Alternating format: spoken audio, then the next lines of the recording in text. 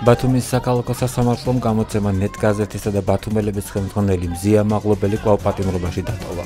დაცვის მხარე ითხოვდა, რომ ამაღლობელი პატიმრობიდან გათავისუფლებულიყო. ბრალდება კი მიიჩნევდა, რომ ის საფრთხეს შეუქმნიდა გამოძიების მიმდინარეობას.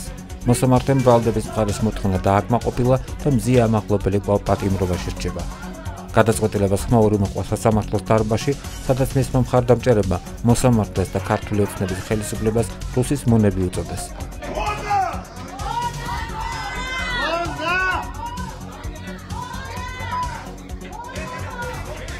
სასამართლოს ხდომა დღის 3 საათზე დაიწყო და გადაწყვეტილება საღამოს 23 საათსა და 15 წუთზე გამოცხადდა.